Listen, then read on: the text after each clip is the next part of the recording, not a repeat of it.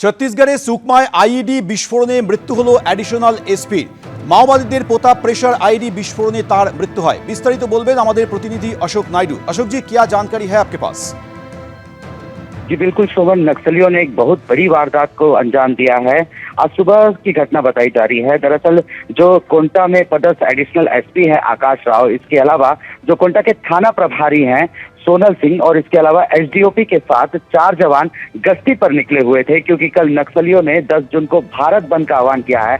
इसकी सुरक्षा के मद्देनजर आज सुबह यह टीम गश्ती पर निकली हुई थी और ये टीम पैदल निकली हुई थी। इसी दौरान नक्सली पहले से ही प्रेशर आईडी बम लगा के रखे हुए थे, जिसमें एडिशनल एसपी का पैर आ गया और ये जबरदस्त ब्लास्ट हुआ, जिससे मौके पर ही जो एडिशनल एसपी है वो शहीद हो गए। इसके अलावा जो थाना प्रभारी है, एसडीओपी है, इसके अलावा अन्य 2 जवान हैं, ये बुरी तरह से घायल हो गए हैं और घायलों का भी इलाज कोंटा अस्पताल में किया जा रहा है।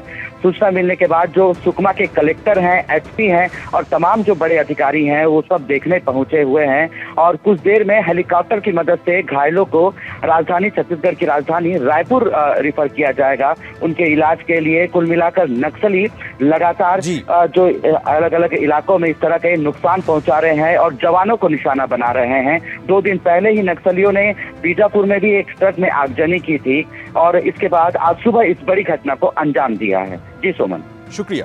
तृणमूल छात्र परिषदेर नेतार ছায়াসঙ্গী কি বাংলাদেশি নিউটন? টিএমসিপি নেতার বিরুদ্ধে চাঞ্চল্যকর অভিযোগ তৃণমূলেরই পঞ্চায়েত সদস্যর। বাংলাদেশের ছাত্রনেতা নিউটন দাস কাকদ্বীপের ভোটার। 2021 সালে সীমান্ত পারের সময় গ্রেফতার করা হয় নিউটন দাসকে। বাংলাদেশি নিউটনের জামিন করাতে তদবির করেছিল টিএমসিপি নেতা বলে অভিযোগ। বাংলাদেশের পাসপোর্ট, ভারতের ভোটার, আধার কার্ড সহ তাকে গ্রেফতার করা হয়। 2021 সালে 3 মাস জেলবন্দির পর মুক্তি পান এই নিউটন দাস। টিএমসিপি নেতার রেস্তোরাঁ ব্যবসাতেও পার্টনার ছিল নিউটন। চাঞ্চল্যকর অভিযোগ করেছেন তৃণমূলের পঞ্চায়েত সদস্য। প্রমাণ দিন, অভিযোগ উড়িয়ে পাল্টা দাবি করেছেন স্থানীয় টিএমসিপি নেতা। অর্থাৎ যে টিএমসিপি নেতার দোষর বলে মনে করা হচ্ছে এই নিউটন দাসকে, সেই টিএমসিপি নেতা দাবি করছেন যে প্রমাণ দিন যে আমার সঙ্গে তার যোগাযোগ ছিল। যদিও তৃণমূলের এক অন্য পঞ্চায়েত সদস্য এই চাঞ্চল্যকর অভিযোগ করেছেন যে তৃণমূল ছাত্র পরিষদ নেতার ছায়াসঙ্গী ছিল এই বাংলাদেশি নিউটন দাস।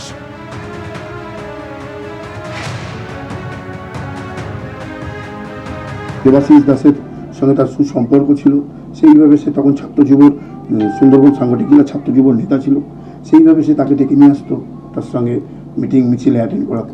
আমার সঙ্গে জাস্ট পরিচয় হয়েছিল 2021-এ।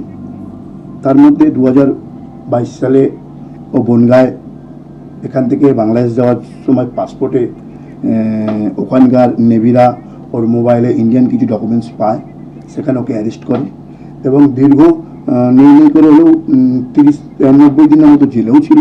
তখন আমরা একসঙ্গে যাতায়াত করতাম, ওঠা বসা ছিল। সেই সময় সেও গিয়েছিল তাকে ছাড়ানোর জন্য, আপ্রাণ চেষ্টাও করেছিল তাকে বের করানোর জন্য। জেল থেকে ছাড়া পাওয়ার পর উনি কাকদ্বীপে আসে। এখানে একটা রেস্টুরেন্টও খোলা হয়েছিল, যেটা উনি বিজনেস করেছিল পার্টনারশিপ হিসাবে, তার সঙ্গে ব্যবসাও করেছিল। আমি 22-এর পর থেকে আপাতত এইরকম পরিস্থিতি দেখে, এরকম সমস্ত খারাপ পরিস্থিতি দেখে আমি এখান থেকে নিজে থেকে সেফ সাইড হয়ে যাই। আর কবে গেছে, কীভাবে গেছে জানা নেই, কিন্তু আনুমানিক মনে হয় 2023।